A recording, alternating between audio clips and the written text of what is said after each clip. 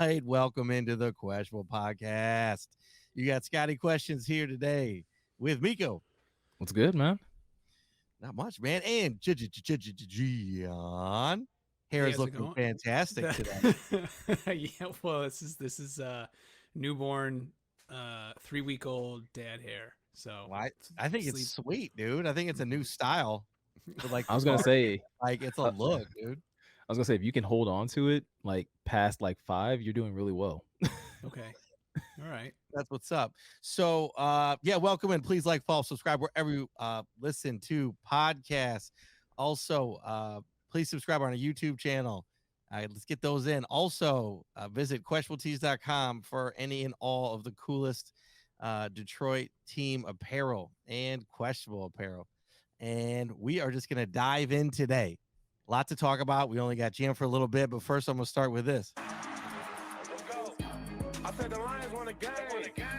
Man, we going all the way. All the way, baby. Yes. We about to celebrate. Why? Because The Lions won a game. So we been- haven't been able to play that this much. I was gonna say it's been what? 2 months since we've been able to have a victory Monday. Like It's been a minute. Yeah. So I was gonna My surprise you God. guys with that. I didn't have that in the list. Yeah. I honestly forgot all about it. I forgot all. I mean, I didn't. I knew he was gonna play it. Like I was like in the back of my mind, I'm like, that's absolutely getting played. Yeah, for Top sure. of the show. And Gian, I am gonna call out for those that are listening, John's name where we have on the videos. He said, I never doubted is what he's saying now after last No, week. so I don't think a lot of people realize I was joking last week. Because that seemed to come, even though I said I like ranted, I said all these reactionary things and then said I have a single digit IQ, sell the team. So but some people I don't know. Anyway, so I wanted to do like go the other direction this week, and if I had more time I would have put the wig and I would have done Miko's suggestion with like the Brody and been like Dan, I've never doubted he is the coach to lead this team into the playoff, and just go completely Scott just slamming Mountain Dew. That's amazing. I was gonna say that was a 2-liter too. I felt like from a Big one. from a Big one. 2-liter.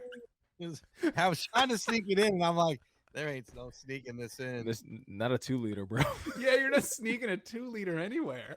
I'm gonna take another hit real quick. Oh, that's amazing. But no, so yeah, and then so that was gonna be, and then I was like, oh, like I think that's the character, is like overreacting to absolutely everything. There's no middle ground. It's either 0 or 10.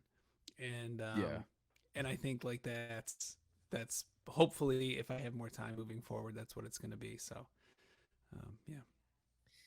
Yeah, But I so won't let's have hop to time, Miko. so- Yeah, well, we don't have a ton of time here. So Miko, why don't you take us away today with your questions? I'm excited to get into this. Lot of angles here today. Well, yeah, I mean, I want to kick things off because so this was news from last week, but obviously this came after we did our show on Monday. I believe this news broke on Tuesday, but want to get your guys' reaction to the TJ Hockenson trade. I'm not going to talk a ton about it. I was fortunate enough to go onto Luke's show this week, and I was able to give my thoughts. So if you guys want to know what I think about the TJ Hockenson trade, go over to Luke G's Field Review. He has I was on 2 episodes of his last week, or 2 shows of his last week, and gave plenty of feedback on how I felt about the Hockenson trade. Miko, But you Gian- did great, by the way, too. I was able to hop Yeah, on he- for a second on Friday. Was it Friday? I don't remember what day it was. Wednesday? I feel like it was Wednesday or Thursday. One of those days. Sure. But you represented questionable with aplomb, sir. So With Appreciate the it, plum, guys. what does that mean, John? Can you I don't even please know. I think elaborate? it's I actually, that one I don't know. I just know how to use it in context. I was gonna say I don't like actually know plums, what it so means. I took it So- as a positive. I like plums. I did too, No, just by no, the but way you he said it, Miko, but I don't was know. able to listen to it, and Miko, you did a great job. So to that, I only have a few things to add. I don't hate it. My only gripe with it really comes down to the fact that it's a division rival. Honestly, that's pretty much it. I think we didn't do this last year because it really seems like Hockenson may have been an integral piece of Anthony Lynn's offense and the system that he was building. That went nowhere. He's done.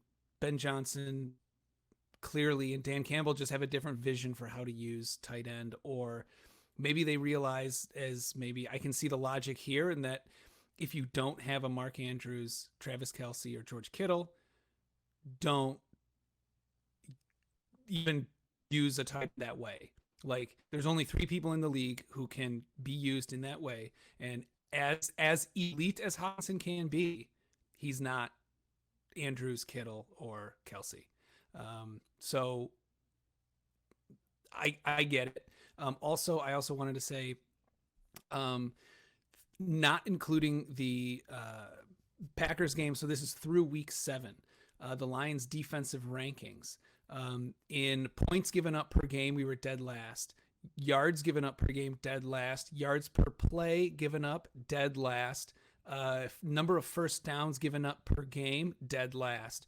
Third down conversion percentage to opposing offenses, dead last. So again, like when we were talking about drafting a quarterback this draft, I went on this big long spiel of, if you can read those stats and think that like a tight end is gonna make or break this team, then I don't know. I just don't agree. And so therefore we're not going to pay him anyway. So in reality, I don't have a problem with it. I don't have a problem with the move. In hindsight, it looks like Brock Wright is a good blocker. James Mitchell can do, some of what Hockenson can do. And, so it's not, a huge like gaping loss. And for a fraction of the cost. And so, yeah, my only gripe is that it's to a division rival. Scotty? Yeah, I mean, that's a big part of it. Division rival. I think that I'm torn on all of this, right? I think that, John, to your point of like saving money, I mean, not yet. We weren't paying him anything. He was under $1 million, I think, in his contract right now still. And we were going to have to pay him unless couldn't we have franchise tagged him, Miko? I mean, we could have kept him. He would have been under contract for like $9 million next year. So he still would have had to be on the team next year for $9 million. You didn't have to extend him or actually put any new money on the table. Yeah. Right. Until next year. So after next year. I think my takeaway from all this, go ahead, John. Yep. Well, so then, yes, because it really does seem like the decision was dump him now and get something for him now, or dump him at the end of the season and get nothing, because you weren't going to pick up that 5th-year option for $9 million. So you were going to get. Well, they had already picked it up. Oh, they had. If I remember, from what I remember, they had already picked it up. So that's why I think some people are kind of like pushing back on the trade of like the people that feel like this trade was like premature is like, you still could have let TJ play out the rest of this year, maybe play some of next year, and see if he can drive his value up at all.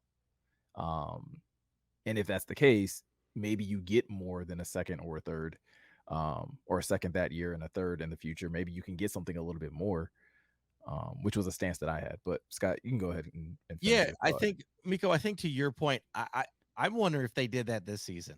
I'm wondering if they kept him around for this, like to see how the team was going to go. And to your point about doing that next year, I think maybe they did it this year and they had this conversation in the offseason where let's keep him, let's see how he does and see how the team is. And if it's working, great. If not, then let's move him before we even have to enter that conversation where we're paying him $9 million. I mean, so I'm just saying maybe they're, I don't know, like just a year earlier than we're thinking. I have a hard time losing a cog in a wheel like that. Like, he's a talented tight end, and I think that that's tough. I think that Goff and him, they had a great relationship, right? Goff was upset when he was like, dude, he was upset when that happened. But I think the main point here I wanted to make is that Dan Campbell and Holmes didn't draft him. Dan Campbell was a tight end. Ben Johnson was a tight ends coach too, wasn't he? A tight ends coach? Yeah, he was TJ's tight end coach last year. Yeah, right. Or actually, sorry, not just last year. Since TJ had been here, I believe Ben Johnson said like that's the person that he had probably the closest relationship was TJ, just because he was his position coach and everything. Interesting. Say it ain't so. Yeah, and so we drafted Wright and Mitchell, correct? Yeah. And Zylstra. So we didn't draft Zylstra, correct? Yeah, Zylstra was on the team last year, but both, he had some rapport with the team and obviously with Ben Johnson and things like that. So I'm just wondering, and I'm thinking if Dan Campbell and Brad Holmes think they can do what they need to be done with Mitchell, Zylstra, and Wright, and obviously now we have the luxury of watching this past weekend. Now, I don't think, one person can't replace Hockenson, but they had a couple guys do the jobs that needed to get done. Obviously to, get a couple tutties. So I think there's more to this. I don't like the rivalry thing. I think it was for cap space. I think it was for money. I think they figured that they could do what they needed to be done without him. But I'm with Miko in that he's a talented guy and we should keep our talent around and stop like having them move on. So that's all I'm going to say on that. I think that's been talked into the ground. We can move on. So yeah, no, absolutely.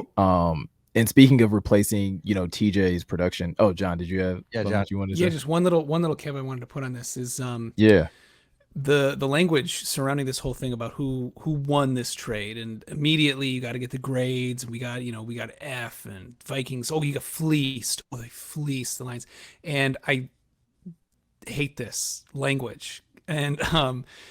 And we heard this language with the JMO draft pick, giving up 32 and 34 to move up to pick JMO.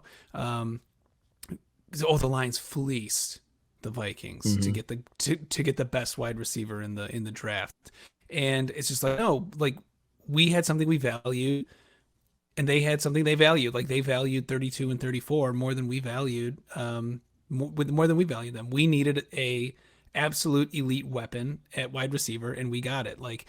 And same with this. Like we need cap space and we need draft picks, and they need a sure-handed, big-bodied red zone threat to pull double teams away from Justin Jefferson, and that's exactly what happened yesterday. So like they got what they wanted, and we got what we wanted.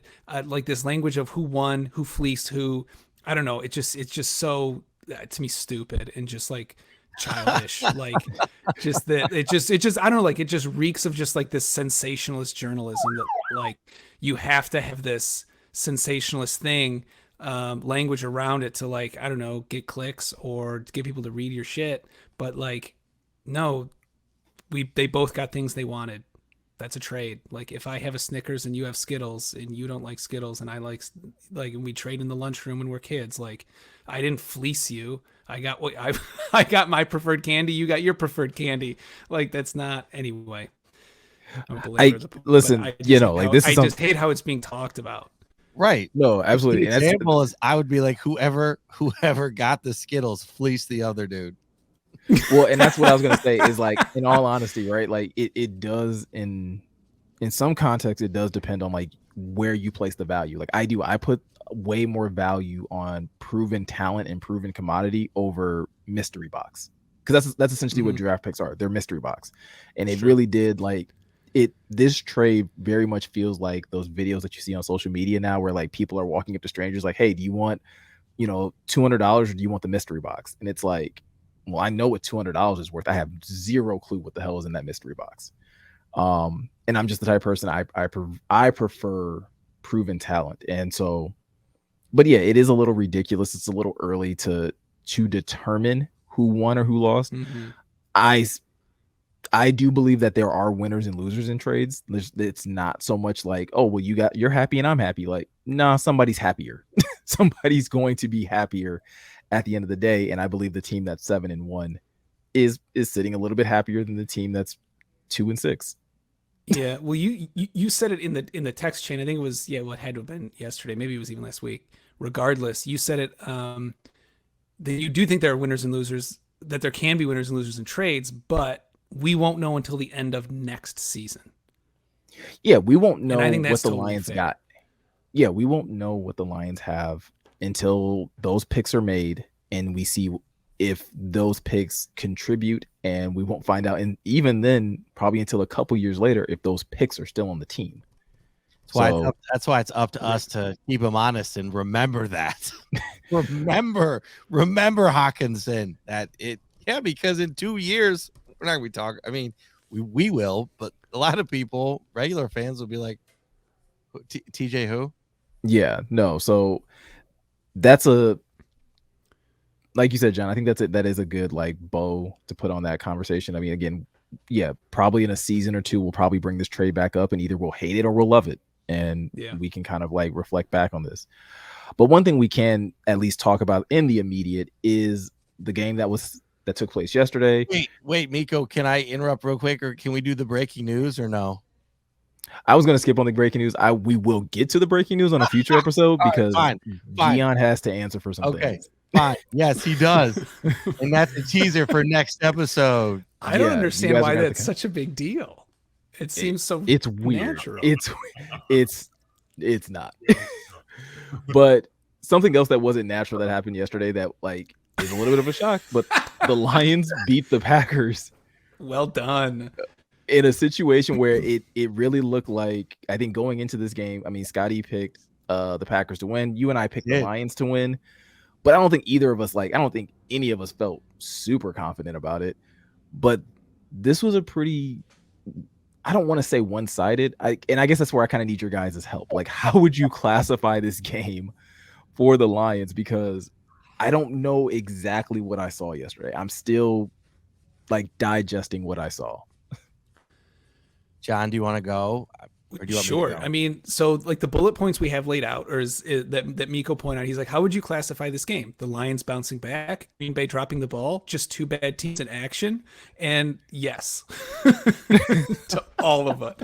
I think the defense certainly. Well, I don't know about bouncing back, but they inspired confidence in that they played a whole game, which was great. Like the defense played a whole game, which was amazing. They needed to. And it was great to see. The emergence of Kirby Joseph has just been tremendously fun to watch. And going back to Hard Knocks and seeing on Brad Holmes' draft board how he actually wanted to move up to grab Kirby Joseph at 49, or like he got talked out of using 46 on Kirby Joseph because everyone else was like, no, he'll still be there, and he was ecstatic that Kirby Joseph was still there at 97 and got him, and now we know why. And I think for drafts moving forward, I think Brad has a great eye for in that window, in that range. Sure. Green Bay, yes, they had a horrible game. I think we are witnessing the delicious implosion of Aaron Rodgers as a football player. Like, because this whole offseason, we kind of witnessed in like of like his personal life and his like identity. And now we're like finally seeing it leak over onto the football field. So he's a shadow of himself. There was that one. I mean, granted, it was the pass breakup. Kirby Joseph had the beautiful one 2 years ago. Aaron Rodgers, that dime drops right over Lazard's shoulder into his easy touchdown. So he is a bit of a shadow, but credit where it's due. It was an amazing pass breakup. And just two bad teams in action, I think so. Like there was a comment in the game thread on Reddit. I don't know who it was. I can't remember now. I should have written it down, but they summed it up so well. They said this game is like watching Jared Goff versus Aaron Goff. And I think that absolutely summed it up better than I could have, ever say. But yeah, I think it's a combination of all three. Yeah, I mean, I loved that analogy that is basically like Jared Goff versus Aaron Goff and I think there's no greater sequence of plays that illustrates that than Aaron Rodgers throwing an interception and then literally like 2 plays later Jared Goff throws an interception, and it's like nobody wants to win this game. Nobody cares to win this game at all. Yeah. And that's why like I have a hard time giving the team as a whole. Now I do think, to your point, Gian, like the defense absolutely bounced back in a huge way, and we're going to get to it in the next topic, but specifically the rookies on defense really showed up in a big way for this team. So you want to give them credit for doing that, and Kirby Joseph for taking full advantage of the opportunity that he's given to start, in place of Tracy Walker, who was hurt. but he's not just, filling in. Like, he's clearly excelling week after week. And I gotta brag a little bit because I did call that he would get his first pick in this game, and he got two of them. So like I'm super pumped about that, and to see Kirby excelling and to see that he's taking advantage of those opportunities. But at the end of the day, like this was two bad teams playing to me. Green Bay is like you said, they're imploding. They are not the team that went 13-3 or 13 and whatever last year. Like, they're just not that good anymore this year, and I don't know if they'll ever really right the ship. I mean, there was a lot of plays yesterday where like receivers are just looking at Rodgers like, what? I don't know what I'm supposed to be running. He's looking at them like, what the hell are you doing? And then when things are kind of supposed to be going right, like passes are just overthrown or getting picked off. So I do think this was just two bad teams that were just like ran into each other, and it does kind of have me concerned still for the Lions going forward. I don't think anything was necessarily put to bed for the Lions necessarily. Mm-hmm. Yeah, I agree with both of you on all that. I mean, Kirby Joseph is unbelievable. Kirby's Dreamland as well as I'm going to hold on to that one. So good. It's perfect. It's so good. Kirby's Dreamland. I mean, I've seen a lot of things out there, but yeah, TM on that. That was fun to watch. The defense was fun to watch. It reminded me a little bit of our older defense where we could count on them, right? It was just fun to like, all right, the offense can't do shit. Here comes the D, right? Like, okay, let's get that interception. Let's get that pressure. I watched it again earlier today. I watched it sped up a little bit, and I mean, the way we were just getting after their O-line, and what I am going to say is this game was tough to watch, because of the back and forth, and it just was, nobody wanted to win the game, but the injuries, and how many injuries were in this game on both sides, significant injuries to significant players. And that did hurt. That did hurt Green Bay a lot. Aaron Jones, and then who was it the linebacker that got hurt? So Green Bay had suffered injuries to Aaron Jones, Romeo Doubs, the rookie wide receiver. That looked bad. By Rashawn Gary. Rashawn Gary tore his ACL. Rashawn Gary, that was the one. Yeah, so that was the one that I was like, yeah, that one hurt them. And Aaron Jones. I mean, Aaron Jones was getting yards against us. We still aren't great stopping the run. And so I think if he'd have played a whole game, that could have hurt a lot. And we can get into that a little bit later, Miko, when we talk maybe about coaching and points and stuff like that, if we talk about that. Yeah. But I was just, I mean, I want to take positives away from it. I mean, because I think overall you're right. It was who's fixing the season, right? Which team is having the bounce back game? Everyone's like, oh, this is Green Bay's bounce back game, and then they'll get it right. It wasn't. It was the Lions' bounce back game, and maybe we get it right. As Dan Campbell said at the post game, he goes, I was feeling something this week. And he was right. He was right. And when was the last time the defense stood out there and won the game for a whole game? Well, even at the end, because I was predicting Aaron Rodgers was going to march down the field with no time left, and they were going to get a field goal to win. Now that wasn't, they needed a little bit more. But I was like, oh my gosh, he's going to score a touchdown, and then they're going to have a Crosby field goal to just like. And then they walk off the field. And I was just like a nightmare. I'm like, why did I say that I jinxed us? So maybe I need to start going against. I'm just going to bet. I'm just going to predict the other teams. And if they keep winning, I'll just keep doing that. So, but overall, that was great. That was fun to watch. The defense was fun to watch. The offense was not fun to watch, right? I don't know what Goff was doing. DeAndre Swift still, I mean, guy's a game changer. It's unbelievable what he can do with the ball. I just think injuries continue to hinder him and his snap count and all of that. Jamal did his job. Jackson. I thought Jackson ran well. When he played, he got some tough yards. He was ready to go. That was cool to watch. Jacobs, had some great tackles. Will Harris played really well too. Was very, very physical at the line. Oh my gosh, and Barnes, dude. Barnes? Best game of his career. Oh my gosh. And he threw Aaron down with attitude. Yeah. was so I mean, he was good. like when Barnes was basically integral on that goal line stand. Mm-hmm. Yeah, he Like was. that first, And like both he was the ways. guy who like he did his job, and like I guarantee Shep was going nuts on the sideline, and he's gonna give sure. him a huge pat on the back when they look at the tape, because like I guarantee you, the way that play was drawn up, that was his gap.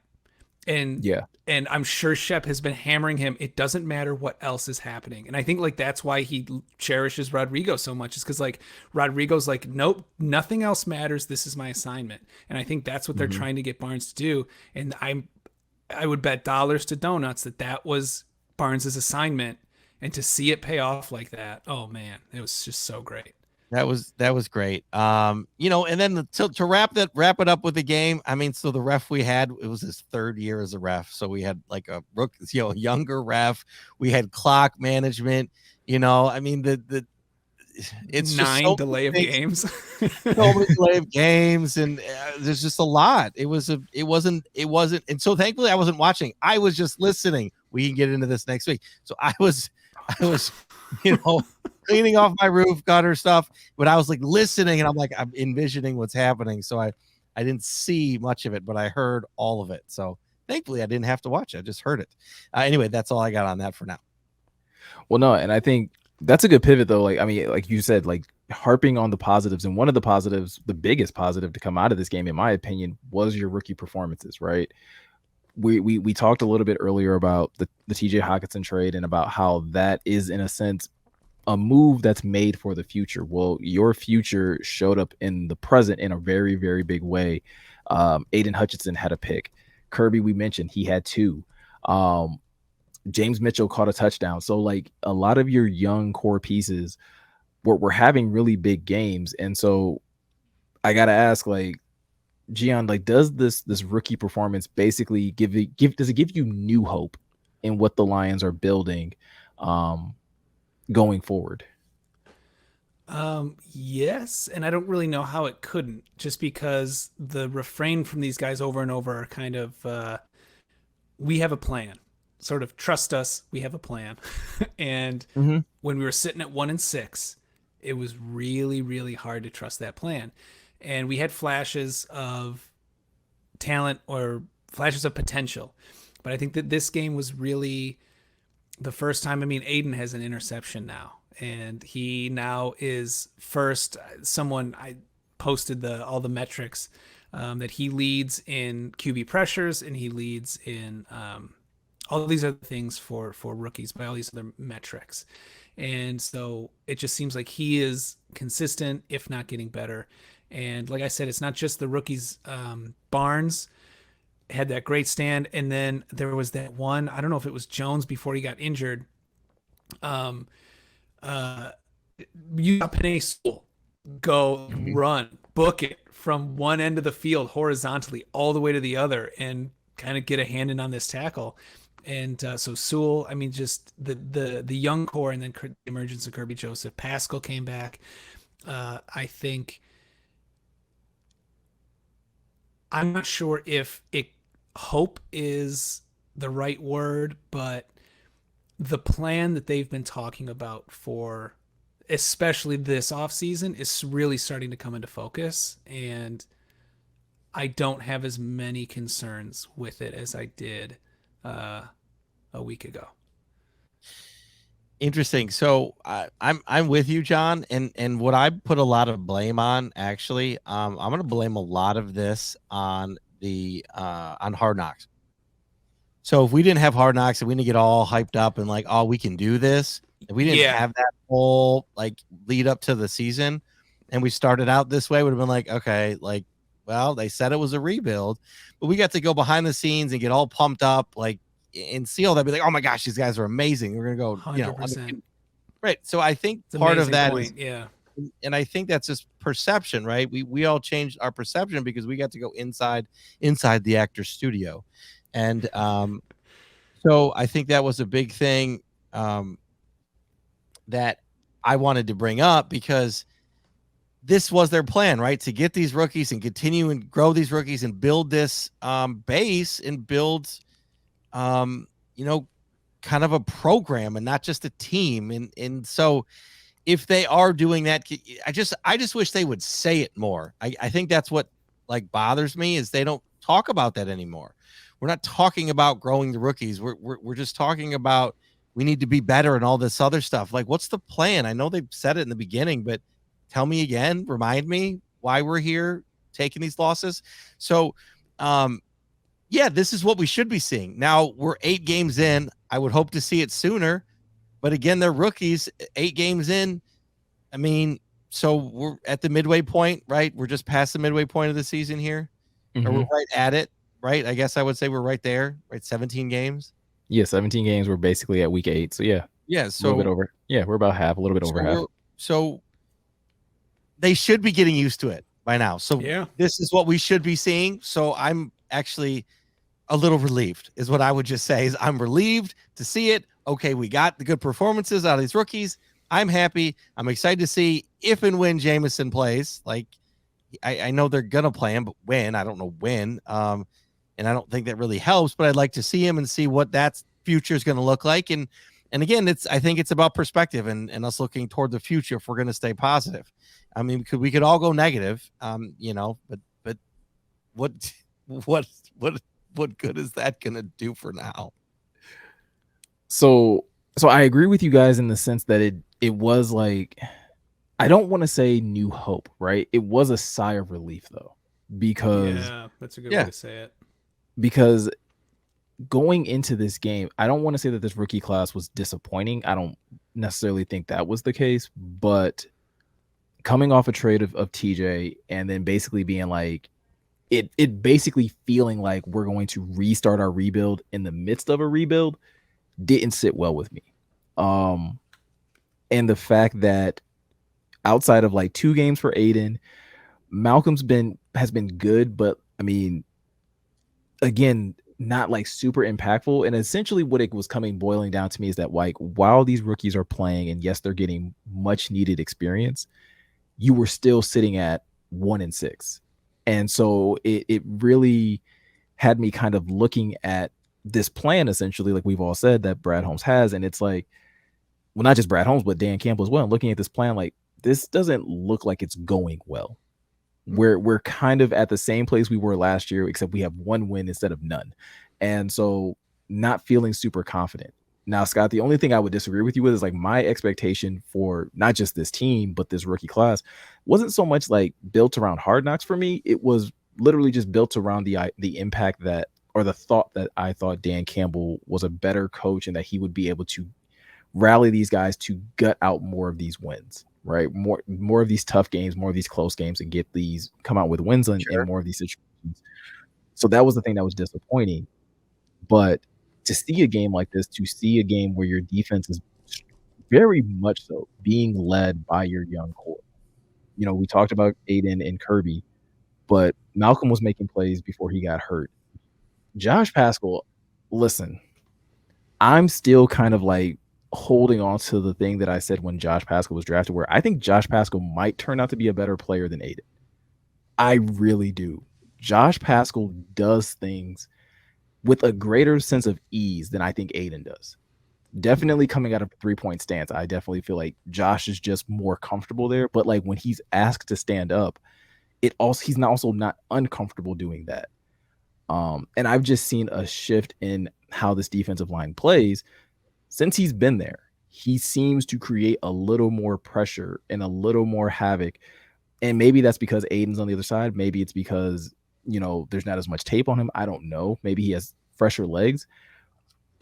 But that's another young guy that, again, with us dealing with Levi not playing and not being an impact as far as a 2nd round draft pick, it's good to have a 2nd round draft pick that's making an impact.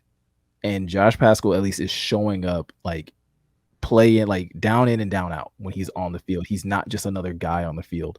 So it is like, I don't know. I don't think I can say new hope. Like it's giving me new hope yet, but it is a sigh of relief. I am like, okay, I can exhale a little bit about this rookie class because you at least have 4 guys that I am very, very confident in Aiden, Malcolm, Kirby, and Josh Paschal. And I'm with you on that, like with the relief, like yeah, we said similar things. I think that also the other one thing I wanted to add, I thought the Hard Knocks thing was interesting. I think that some people, not everybody, but I think that some people, it got them too high and too low. But like I've always said, is that these rookies were supposed to come in and like play, right? Like I was like, we were drafting these guys to come in and like be ready to go. So it took. Well, I would say Aiden for sure, right? Like Aiden was expected to come Right. in here and be more consistent than he's been. Like, let's not sugarcoat it. He's had some games where he just wasn't as impactful. Right. Pascal coming in being hurt wasn't ideal, and I mean, we all knew Jamo wasn't going to be playing anytime soon. But the longer he sits out, the bigger that question mark grows over that pick. John was raising your hand. No, well, because I was saying I was identifying myself when you're like, some people allowed it to get themselves more high than than others. The Hard Knocks. I was trying to get John in. Like I know Guilty. Limited time. Guilty as charged. Well, so was I. But we're hammered on that Kool-Aid.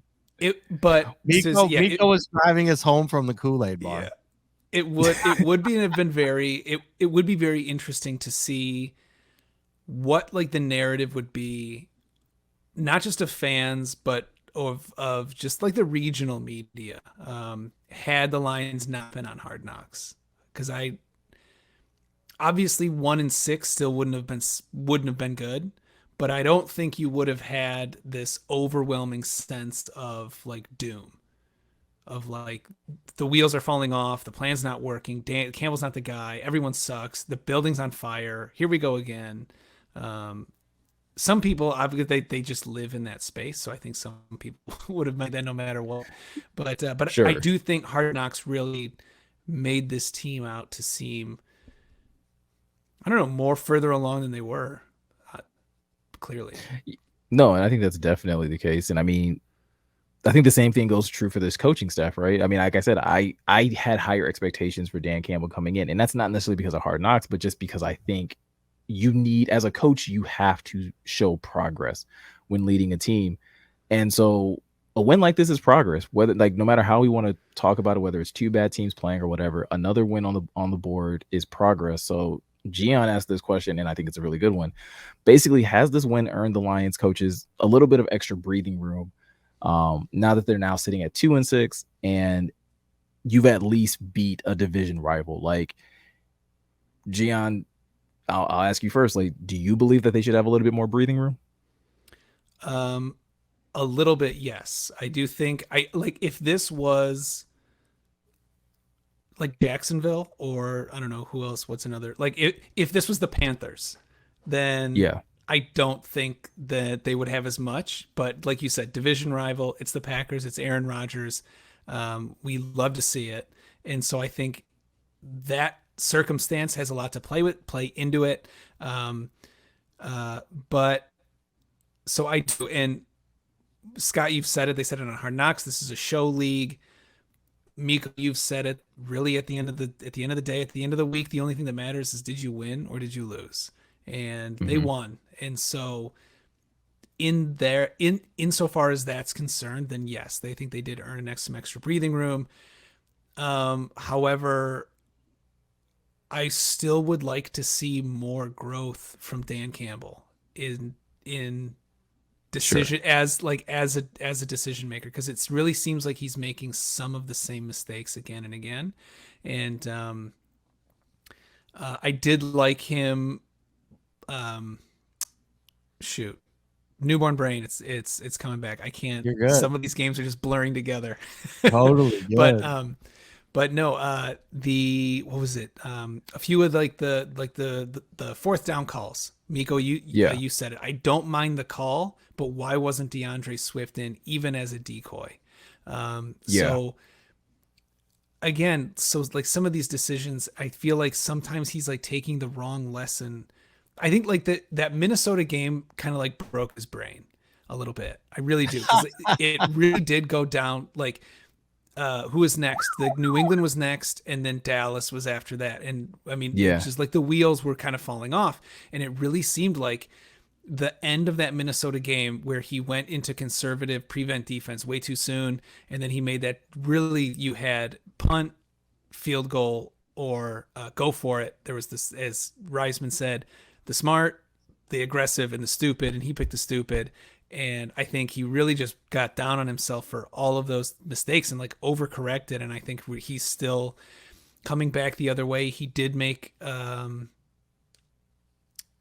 couple good decisions in the Dallas game. Like taking the points when they were there early. But still, he's still making a couple mental head scratchers.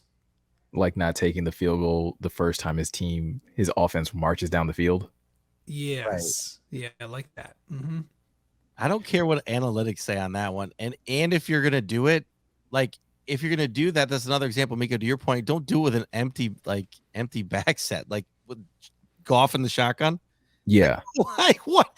Okay, throwing it what? How? With all of your receiving options pretty much hurt, except for St. Brown. Like this isn't bright. Like that was a clear. I'm listening to it and I'm like kicking the field goal, right? And they're gonna go for it. I'm like, what are we doing? Now, I mean, I think, John, to your point, I'm gonna hop in here, Miko, if that's okay. John, I agree with you. I think that he lost his identity after that game. Like he's been trying to find it, like that fearless Dan Campbell, I'm going for everything type thing.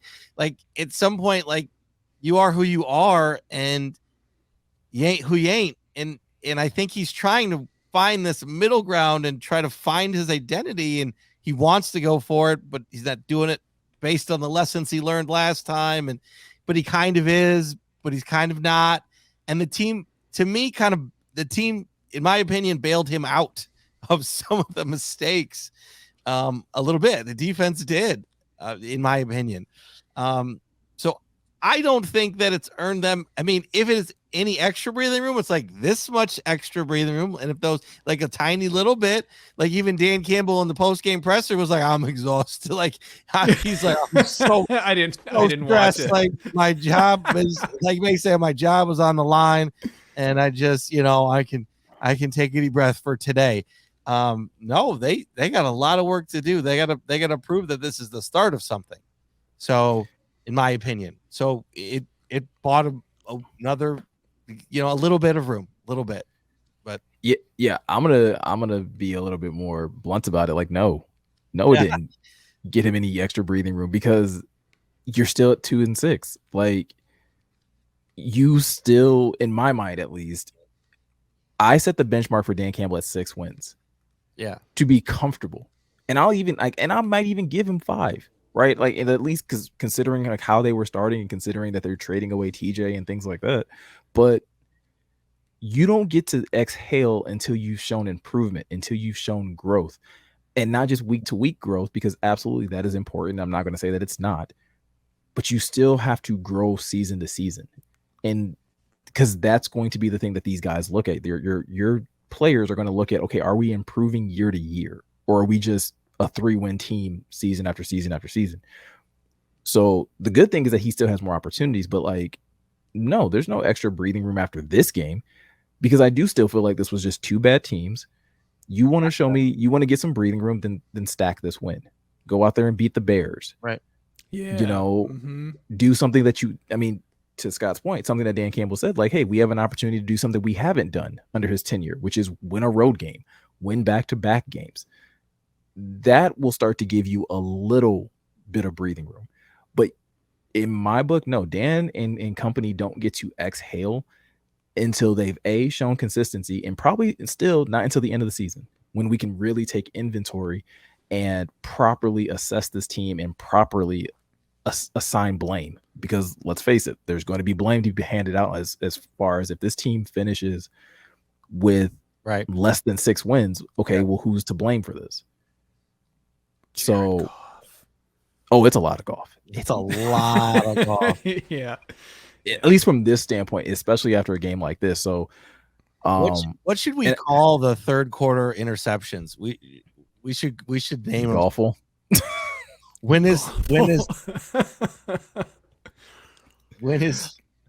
yeah, I don't golf up.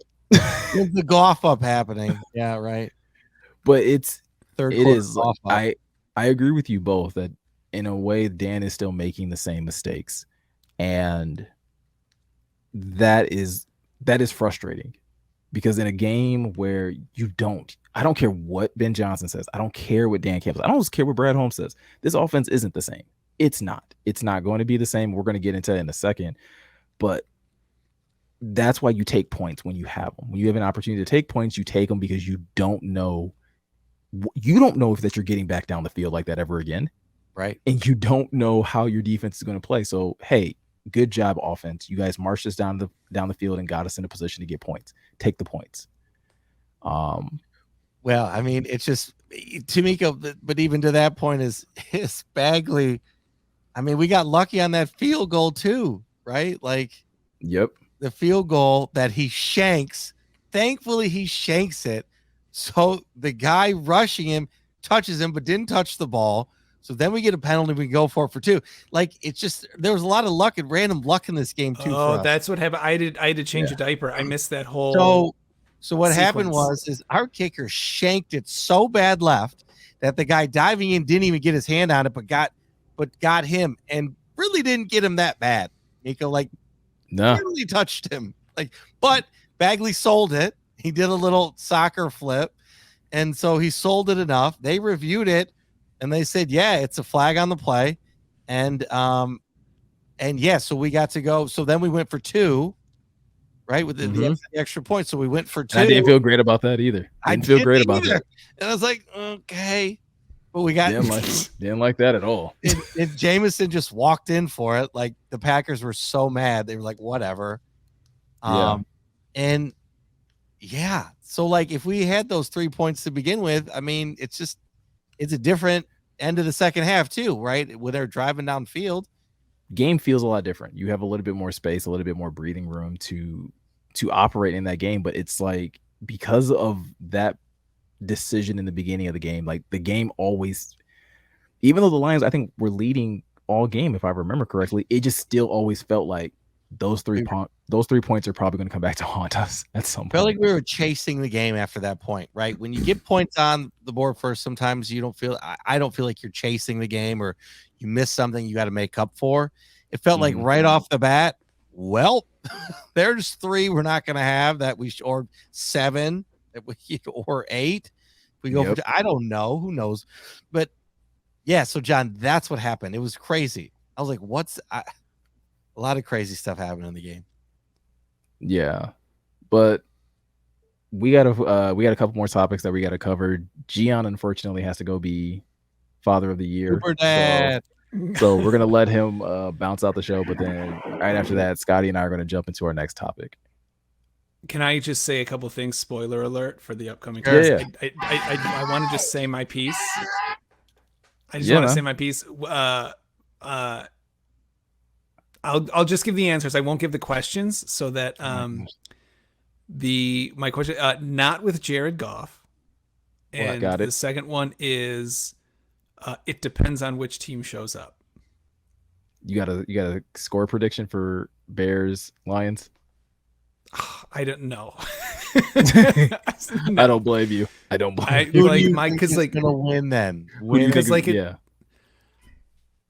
I want to say the Lions. I want to say the Lions, and that they finally there's the defense finally because the defense played well against Dallas, and then they played really well against the Packers. Now, granted, the Packers are a team on fire, but that's 2 solid-ish games that they've strung together, and I'd like to think that they can do it again. However, mobile quarterbacks scare me with this defense, and Fields really seems to be coming into his own. So I don't know, but what the hell? Turned into like Lamar Jackson. Lions win. Lions win. Let's say sure. They do the impossible. Do you believe it? Say it with conviction, John. I don't know if I can.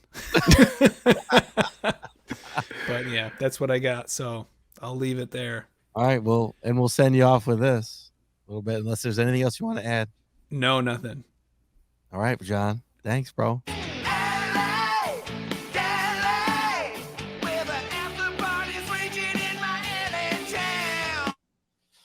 And he's off. And he's off. All right, man. Let's we got a couple more topics we can work through, and then we'll wrap up the night. But Gian kind of teased it a little bit, but we got to talk about this offense. This offense was terrible. This offense was terrible. Offense, Miko? It was atrocious, man. Like, it's a win, and I think a lot of people are gonna be like, well, they won and blah blah blah blah blah. But like, your quarterback threw for 137 yards. Unbelievable. Your running back, I mean, Jamal did his thing, and 84 yards on 20 carries and whatnot. And so Swift was making some spectacular catches, right? Swift, he was Gumby on one, right? He was bending over sideways. I mean, for tosses from Goff that were not good. And that's really what we're talking about here. Yeah. And I mean, unfortunately, to me, like, this does scream why the Hockenson trade is bad for the Lions, because you don't have other options outside of Saint and outside of Swift. And you're expecting, a Khalif Raymond, who is 5'8", to go out there and be this dynamic receiver, and he's not that. You're asking a guy like Tom Kennedy to go out there and, be your Wes Welker, and he's not that. He can be reliable. He can be a guy that can, find some openings while other guys are drawing attention, but beating some of these starting caliber corners one-on-one, that's not what these guys do. Not happening. And they're making mistakes in blocking downfield, right? The holding penalties, the offensive pass interference. I mean, they just don't know. They're a little in over their head. Now, it doesn't mean they won't get more comfortable, but it's just, you're not going to grow your offense this way, right? And Chark wasn't there, right? We don't have Reynolds. Reynolds, that's serpent of death. I mean, we need that. And so if you don't have Hockenson too, Amon-Ra, they do it to do is cover him. I mean, he had some big catches and some timely catches, but I mean, he was covered. He had some, also he was covered pretty well for a lot of the game. Yeah. I mean, really hard to get open. I mean, this is how your receivers performed in a game, like I said, where your quarterback threw 137 yards. Great. He threw 2 touchdowns, 1 pick.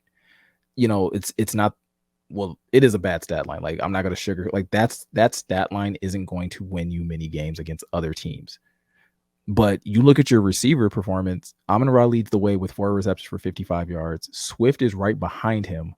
So a banged up DeAndre Swift on a limited snap count got you 3 receptions for 40 yards. The next receiver after that is Khalif Raymond, 3 receptions for 17 yards. Like, this isn't. So to answer the question, no, I don't think this offense is ever returning back to form, because you, for one, don't have the pieces that you had when you were putting up 35 points or 30 plus points consistently. And I just don't think, I think Goff is starting to unravel, and I think we're starting to see exactly what he was that I was hoping that he wasn't, but he's the type of guy who can manage really well, but he can't elevate. I'm with you 1,000%. And I'm going to take it a step further. I think he's in his own head that he knows he's going to be gone, or like they're going to move on because they have to. And so he's in his own head. He's like, this is already over. And he might be already, like we said, he's hard on himself, and I don't think he's mentally tough. And so he's already realizing and seeing the writing on the wall. I mean, how can you not? And they get rid of Hawk. I mean, one of the big things we talked about in the beginning of the year in the offense is how many people, look at all the people you got to cover. Now you just have to cover Amon-Ra. Well, now you can cover. Okay, like we can do that.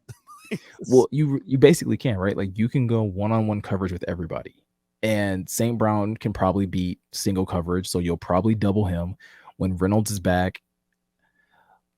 Like, the truth of the matter is, right, when this offense had all of its pieces, it was very good because you couldn't cover everybody. Everybody could beat you in some form or fashion. But now, again, the tape is out, and you know what everybody does well. You'll double Saint because he's the most dangerous weapon. You'll keep an eye on Swift when he's in the game, and okay, if he beats you for a couple catches, fine, whatever. You will cover Khalif and Reynolds deep and just not let them beat you over the top. So they'll always probably have safety help over one of those two. And then the rest of it is just pressure your quarterback, right? Like your tight ends, to not dismiss Brock Wright and James Mitchell, like they still just have to prove it though. They have to prove that they can be options, that they can be more than just safety valves for your offense. And right. But that's not what this offense. That's not what this offense was in the beginning. Agree, but I want to give them a little bit of their flowers. They had a good game. They had one good game, so we can start there, right? With that, like I don't know. I mean, what do we? I don't know. I don't. True. Again, I don't know how you classify. Yeah, the game sucked. Yeah, 9 yards. Nope. You're right. Between three guys. I retract that statement. I'm just trying to be positive here. No, and like I said, and I'm not trying to like basically dismiss them, but like, good for you that you did your job and you caught touchdowns in the red zone. That is good. But I'm not going to sit here and pretend that 9 yards between three guys is good. Part of that's on your quarterback. Part of that is probably even on just like how your offense is running. But like, if that's going to be the weekly production, not good. No. What'd you think of the O-line? I thought the O-line was fine. No, considering all all things considering, I think this O-line was fine. I think they held up very well. I don't believe Jared Goff was sacked often. I think maybe once. He was pressured. It didn't feel like he was being pressured a lot, but I think it was a really eye-opening testament that like a lot of these guys just couldn't get open. Nobody's beating one-on-one coverage outside of Amon-Ra. And Goff is not going to force it in there. And I mean, he's not confident in himself to force it where, or put it in a place where it needs to be perfectly. Yeah. And again, back to that, right? Back to Goff and the problem there and the confidence issues and I don't know the guy. I'm sure he's a great guy. And I'm not trying to be, but when the situation, but like, it just seems like this mental toughness is like, he had it when everything's going right. We talk about this and everything's going right. It's fine. Mm-hmm. And he'll still throw that interception in the third quarter. He'll Goff it up. He just doesn't. You got to count on that, but he just doesn't have the talent to elevate those around it because it's ironic and it's funny to say that even though Green Bay didn't look good in that game, right? Even though Aaron Rodgers threw 3 picks, didn't you still probably feel like in that last fourth quarter drive, like, nah, he can still beat us. Like he by himself is good enough to beat us. Well, he got them down to the, like he was still throwing it in the end zone right at the end of the game. Like he got them down far enough that he was missing in the end zone to lose the game. Like he was there. Like that's, if they needed a field goal, they would have beat it. Like, you know what I mean? Like, yeah.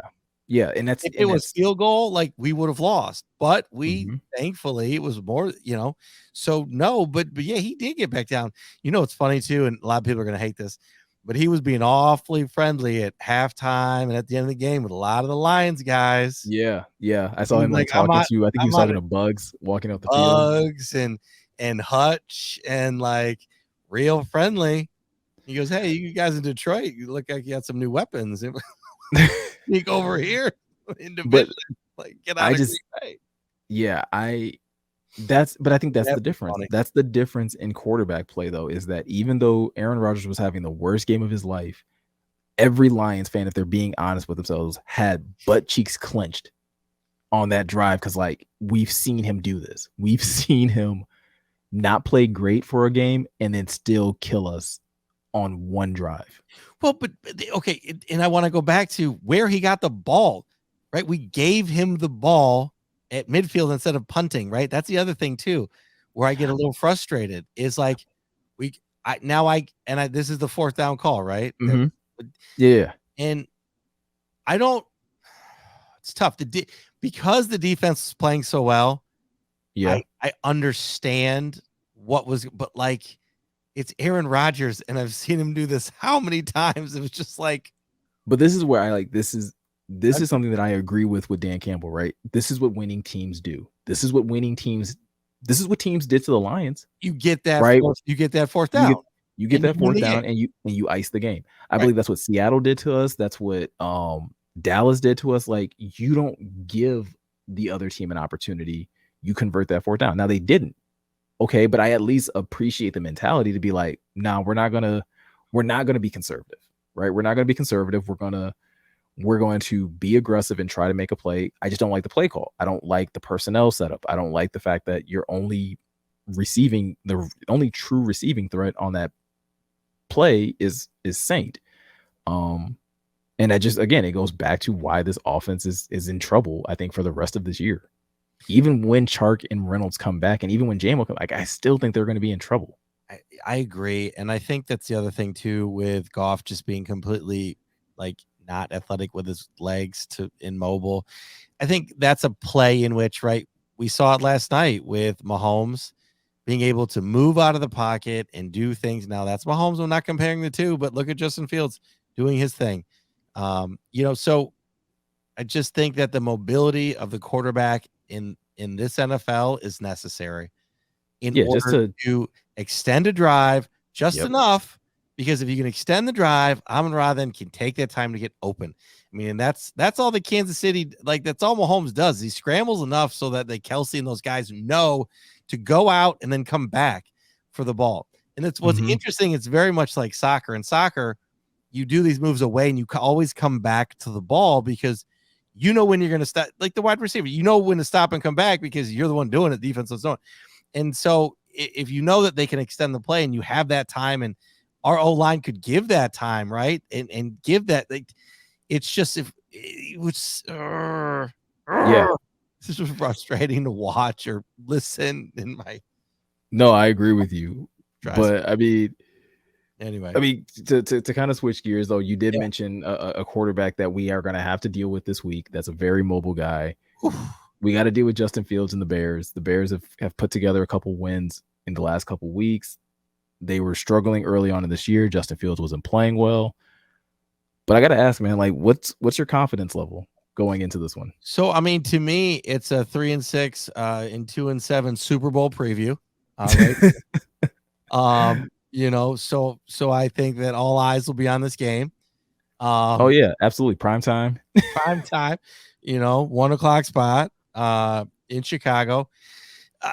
So the problem I have where I want to start is we're not at home. We're a different team when we play away. So my biggest thing for this game, my confidence level is low because it's a Soldier Field. We're in Chicago, and that's a tough place to play. And division, right, in the division. So back-to-back division wins would be amazing. It's going to be tough for us to travel and do that. Now, what I want to see, and which we'll talk about it a little bit more later, I think, when we talk prediction, but I just want to see the Lions hang tough like they did in Minnesota. Can we hang tough and be in the game, and can we keep it a game until the end? Can we be there to win it or lose it at the end? I think that's the biggest thing. I don't want to see Fields run all over us, which he just did. We have a problem doing that. Look what Hurts did to us. Look what, Mariota started it in the preseason, right? And then it kept going and going and going. And now, like we've talked about, our defense looked pretty good against a not so good Packers team, I would say, middle, lower Packers team. So they did their job. Now our job is going to be completely different. And then in seeing Aaron Rodgers scamper for 20 yards here, 20 yards there, when they needed to, that's what's terrifying. Going into this week. So my confidence level is low with Justin Fields getting confidence too. Him being like really high on confidence after last week's win. So no, my confidence level is low for the game. I'm right there with you. I have very low confidence in this game. I don't know if it's just Justin Fields finally getting things to click. I don't know if they've made some adjustments over in Chicago with how they're running their offense, but quarterbacks that are mobile are definitely this defense's kryptonite, or at least it has been so far. I'm super curious to see if Aaron Glenn learned anything from playing Jalen Hurts, because I do feel like this Bears team is very similar.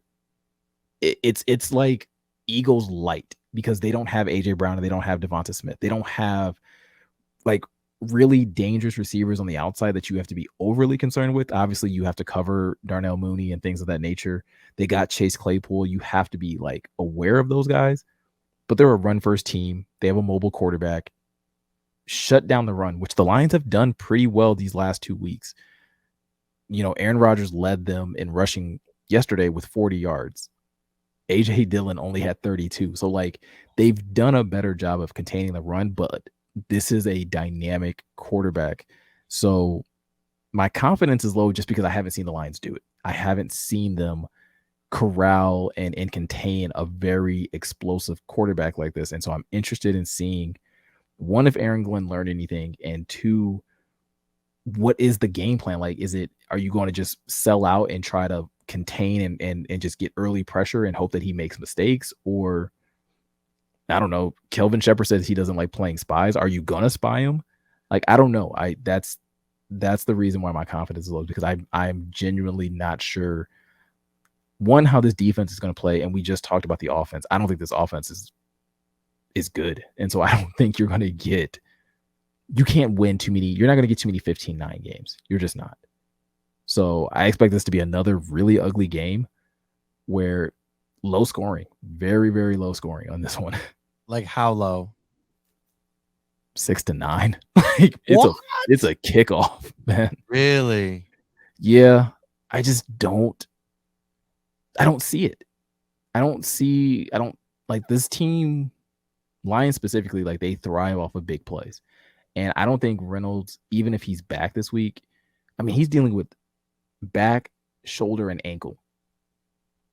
Back and ankle just sound like a really terrible combination. First of all, for a guy that is reliant on speed and long striding, doesn't sound like a good option. And I don't know. I don't know if they're going to keep Swift on a pitch count, then that even limits your explosive plays. So it leaves you with this methodical offense that just is going to like run on first and second down, try to get into short third and manageables, and then try to get St. Brown on like these quick hitting routes. And I just don't think that's conducive for high scoring. That's fair. I don't have it that low. What do you got it? I'm so curious. What do you got it at? I'm debating right now. So I got it right now. I have it Chicago. I have Chicago winning 30. Right now it's 30-17. No, 31-17. So you think the defense takes a step back in this one? I just don't think. I think Fields slices and dices. I don't, and I think Montgomery. I think Fields marches down the field. I get it, field down the field, and they have Montgomery. They have Herbert, and then they have enough options Sure. to scheme around that to get in the end zone. I just don't think that, and I could be wrong. But I have the Lions getting like 17, so I think we can score. But I don't know how we do it. That's my only thing is like I don't know where the points come from. I mean, it's 2 touchdowns and a field goal. I mean, I think that that's all that we can, and that's on the high end. I mean, I was thinking, 10 points too. I just think we can get a couple points, maybe not 17, but no, I think that the problem is, again, the mobile quarterback will eat us up, and then hopefully it doesn't happen, but that's when people start trying to cover for other people like we were doing, and they start getting out of their job descriptions, and they start doing things they shouldn't be doing that opens up other things, and then it's a spiral when we have younger players. Now, because they've seen Kirby Joseph, right? Kirby's Dreamland. I mean, I don't know how much they're going to be trying to... How much they're going to try them deep. Right. So, to me, shorter crossing routes, slot plays. Now, and again, if we can get to Justin and confuse him and get to him, yes, I am terrified of us doing that, though. He can move around. Now, he's not perfect, but I do think that they're gonna. I do think that they beat us there. And I'm sticking to my new theory of choosing the other team. So then we win. So secretly, Right. I'm hoping we're winning. And if we win, I think it's more like I think it's more of like a 17-14. So the line is Bears minus 2.5. The over My under is 48 though. ugh. Yeah. Yeah, I don't think it's going to be that high scoring. It might be 40 from Chicago. Yeah, I don't think it's going to be that high scoring. Like, if they get up that high, I think it's because Chicago is just running it up. That's I mean, yeah. But if I had to, Chicago's defense that good though? No, they just traded Roquan Smith. Like, Oh, I don't think they're good enough to frustrate Goff. I mean, remember last year when Goff played the Bears? I think that was the game he had like 2 strip fumbles. Like, it was not good. But I would probably official prediction, I'll go 12-9 Lions. 12-9 Lions. Now, and you know what? That's a really good call too, just because it'll be no one wants to make the mistake, right? Justin Fields and Goff will just play like it'll just be one of those tentative games until the very end, and it's whoever kind of gets a couple big plays first, gets some momentum, and that very well could be what happened. That's interesting. I just don't think I don't think the Bears have a matchup on the outside that the Lions have to be drastically concerned with. And I think, to your point, I think Kirby and this entire secondary really tightened up against Green Bay. And if you can do that against the Bears, then it's kind of like okay, you just have to stop Fields and Montgomery. You just have to contain the run. I think you can do that enough. It's still a big ask. It's still a big ask, yeah. But if you can do it against AJ Dillon and Aaron Jones for the little bit that he was in there, yeah, it makes you feel it. Yeah, I was going to say Jones got hurt. He was doing okay though. Yeah, it gives me a little bit more confidence.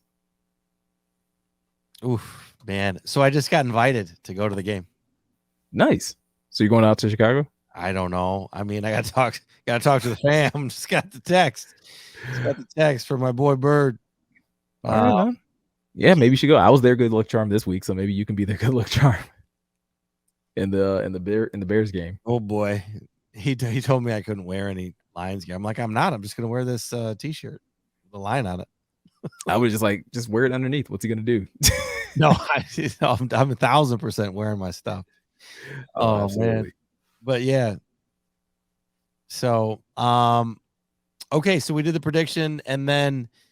Yeah, I think that's about it. We could do the quick rundown from the beginning about Pistons and Wings real quick, and then wrap it up. Or do you want? Yeah. I mean, quick rundown. I mean, Pistons snapped their 3-game losing streak tonight. They beat OKC 112-103. Wasn't the prettiest game, but I mean, again, it's early. Nothing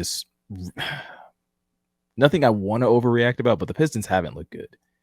But it's a long season. Hopefully, they'll get it together. Jalen Duren, I think, came back in his first game, and so looked good, looked healthy. So that's a reassuring thing. And then the Wings are currently on a 2-game win streak. They beat the Rangers last night 3-2 in overtime. So again, that game didn't start well, but again, we were talking about that. Yeah. So it's good to see that team fighting, and again, Lalonde kind of having that impact on this team of like, just because things aren't starting out well doesn't mean that you give up and that you fold. So the fact that they were able to fight and get an OT win is huge. Yeah, I mean,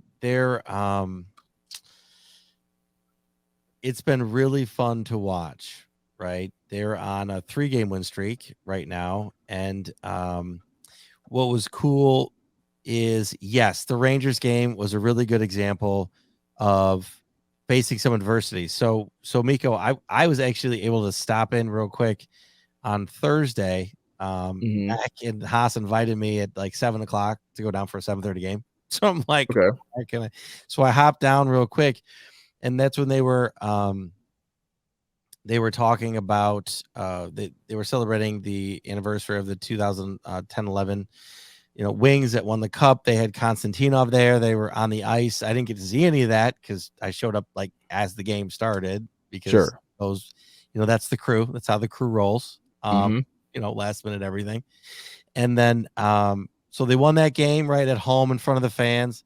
Then the next game, right, Saturday at home in front of the fans, won again. So this was their first game away from home in New York. Rangers, the tough place to play in New York, really tough. We've always had trouble with them. Yeah, Henrik Lundqvist was their goalie forever, who had our number, and so anyway, we started out, and I was telling my dad, because he was asking how the Wings doing. I'm like, actually pretty good. We got some wins, and but this was a true test, right? We were tied for 11th in the NHL with the Rangers were one of the teams in points. And so, yeah, to your point of starting out down one right off, like giving them one, like spotting you one, like 2-3 minutes into the game was like, oh, this could be a long game. And so that was tough. And then they scored again. And you're just like, okay, well, that was a fun 2-game win streak. But no, they dug deep. Nedeljkovic, our goalie, he's been a little shaky, but he kept it together. And the Wings outshot them 36, I think, to 24.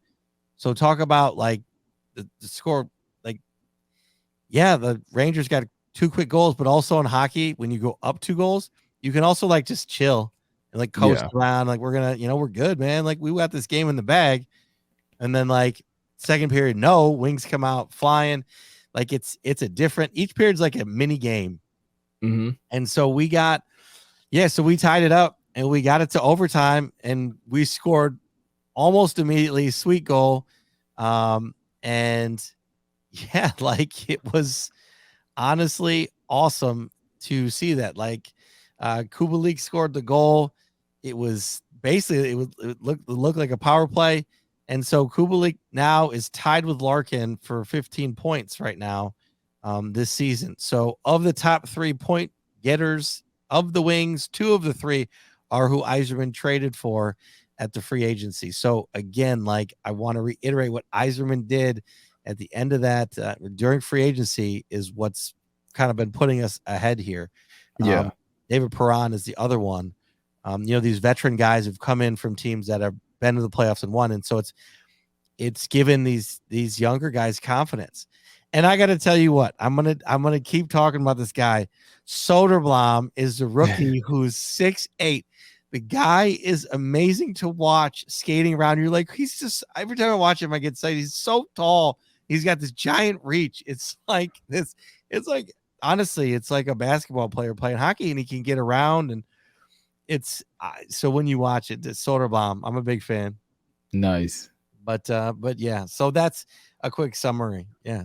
So yeah, good on that. At least they're doing okay. But we'll see. It's a long season. They got a lot of games left, but you're right.